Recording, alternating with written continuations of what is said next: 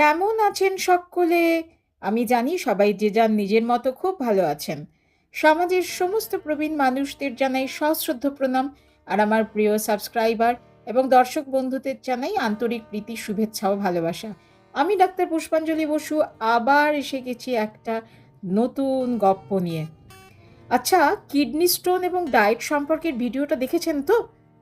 এই ভিডিওর কমেন্ট বক্সে দেখলাম আমাদের এক বন্ধু মৌসুমী ভট্টাচার্য প্রশ্ন করেছেন, ইউরিনের ঘনত্ব বুঝবো কি করে? প্রথমেই মৌসুমী, আপনাকে জানাই আন্তরিক প্রীতি, শুভেচ্ছা ও ভালোবাসা। খুব ভালো লাগলো আপনি মন দিয়ে ভিডিওটা দেখেছেন এবং প্রশ্ন করেছেন।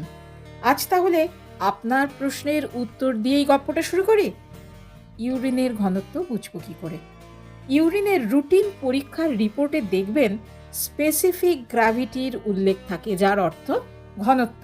অ্যাকচুয়ালি ইউরিনের স্পেসিফিক গ্র্যাভিটি বা ঘনত্বর দ্বারা ইউরিনে যেসব পার্টিকলস থাকে তার উপস্থিতির পরিমাণ বোঝা যায়। কিডনি শরীর থেকে যে বর্জ্য পদার্থ বের করে দেয় তার সঙ্গে জলীয় অংশের ভারসাম্য সঠিকভাবে মেনটেন হচ্ছে কিনা, কার্যকরী হচ্ছে কিনা তা বোঝার সহজ উপায় হচ্ছে স্পেসিফিক গ্র্যাভিটি। একটু সহজ করে বলি, ধরুন আপনি 1 কাপ জলে আধ চামচ চিনি মেশালেন, কি হবে?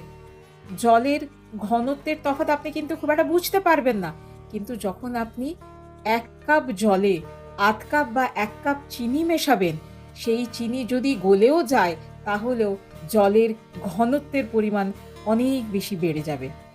স্পেসিফিক গ্র্যাভিটি সাধারণভাবে ইউরিনের ক্ষেত্রে থাকে 1.005 থেকে 1.030 মধ্যে।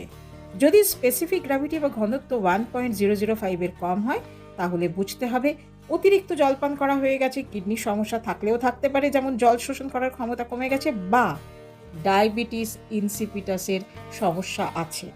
আর স্পেসিফিক গ্র্যাভিটি 1.030 বেশি হলে প্রস্রাবের ঘনত্ব অত্যধিক বেশি, ডিহাইড্রেশনের ফলে হতে পারে বমি, ডায়রিয়া, হার্ট ফেলিয়ারের ক্ষেত্রে সমস্যা দেখা দিতে পারে। ডায়াবেটিসের রোগীদের ইউরিনে গ্লুকোজ বেড়ে গেলে ঘনত্ব বাড়ে। ইউরিনারি ট্র্যাক্ট ইনফেকশন বা কিডনিতে পাথর থাকলে ইউরিনের অতিরিক্ত প্রোটিন বা আরবিসি অর্থাৎ লোহিত রক্তকণিকা ঘনত্ব বাড়িয়ে দিতে পারে। দীর্ঘ সময় ইউরিনের স্পেসিফিক গ্র্যাভিটি বেশি থাকলে স্টোন হওয়ার সম্ভাবনাও বেড়ে যেতে পারে। ঘনত্ব বেশি থাকলে আলটিমেটলি কিন্তু ইউরিনে বার্নিং সেন্সেশন হতেই পারে। আশা করি বন্ধু আপনার উত্তর আপনি পেয়ে গেছেন। কিডনিতে বিভিন্ন কারণে বিভিন্ন ধরনের স্টোন হতে পারে। 70 থেকে 80% ক্ষেত্রে যে স্টোন দেখা যায় সেটি হচ্ছে ক্যালসিয়াম অক্সালেট স্টোন। দ্বিতীয়ত হচ্ছে ক্যালসিয়াম ফসফেট স্টোন বা স্ট্রুভাইট স্টোন বা হোয়াইট স্টোন। 3 নম্বর হচ্ছে ইউরিক অ্যাসিড স্টোন। 4 নম্বর সিস্টাইন স্টোন। প্রতিটি ক্ষেত্রে স্টোন তৈরি হওয়ার কারণ আলাদা, লক্ষণ আলাদা, স্টোনের চেহারা আলাদা, বৈশিষ্ট্য আলাদা এবং স্বভাবতই চিকিৎসাও সামান্য হেরফের আছে। হ্যানিম্যান সাহেব বলেছেন, physicians' high and only mission is to restore the sick to health, to cure as it is termed. হ্যাঁ, হোমিওপ্যাথি মতে কিডনি স্টোন বা কিডনি ক্যালকুলি বা গ্রাভেল বা নেফ্রোলিথিয়াসিসে আরোগ্য প্রদান করা যেতেই পারে। বিগত 3.5 দশকেরও বেশি সময়ের চিকিৎসক জীবনে অনেক কিডনি স্টোনের রোগীকে আরোগ্য করার সুযোগ আমার হয়েছে।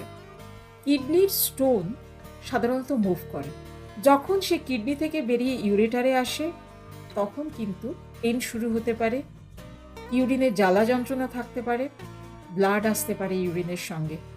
আবার সেই স্টোনটা যখন মুভ করে ব্লাডারের দরজার কাছে চলে আসে তখন আরেকবার সিভিয়ার পেন হতে পারে। ব্লাডারে যখন সে ঘোরাফেরা করছে তখন সে অর্থে পেন থাকে না, কিন্তু আবার যখন ব্লাডার থেকে বেরিয়ে ইউরেথ্রার পথ ধরে শরীরের বাইরে আসার চেষ্টা করে তখন আবার প্রচণ্ড যন্ত্রণা, ইউরিনের সঙ্গে ব্লিডিং হওয়া, ইউরিন আটকে যাওয়া, এই ধরনের সমস্যা হতে পারে। এবং এই প্রতিটি ক্ষেত্রে হোমিওপ্যাথি ওষুধ অসাধারণ ভালো কাজ করে। সারসাপারিলা, বারবারিস ভালগারিস তাৎক্ষণিক আরাম দিতে পারে। প্রস্রাবের জ্বালা যন্ত্রণা যে কোনো রকমের কষ্টতে বারবারিস ভালগারিস অসাধারণ তাৎক্ষণিক আরাম দিতে পারে। ইউরিনের সঙ্গে যদি ব্লাড আসে, যাকে চিকিৎসার পরিভাষায় আমরা হিমাচুরিয়া বলি, সেক্ষেত্রে মিলিফোলিয়াম এবং আরও বেশ কয়েকটি ওষুধ আছে যথেষ্ট উপযোগী। জ্বালার জন্য কখনো সখনো ব্যবহার করা হয় ক্যান্থারিস কিংবা আর্টিকা ইউরেন্স। এছাড়া রেনাল কলিকের জন্য লাইকোপোডিয়ামও ভীষণ ভালো ওষুধ। এ সংক্রান্ত যদি কোনো প্রশ্ন আপনাদের থাকে, বিভিন্ন ধরনের কিডনি স্টোন সম্পর্কে যদি ডিটেলে জানতে চান, কমেন্ট বক্সে অবশ্যই জানাবেন, আমি আপনাদের জানানোর চেষ্টা করব। সবাই খুব ভালো থাকবেন, সুস্থ থাকবেন, পর্যাপ্ত পরিমাণে জল পান করবেন, সঠিক খাওয়া দাওয়া করবেন। ভিডিওটা ভালো লেগে থাকলে লাইক, শেয়ার, সাবস্ক্রাইব তো করবেনই। ওম শান্তি।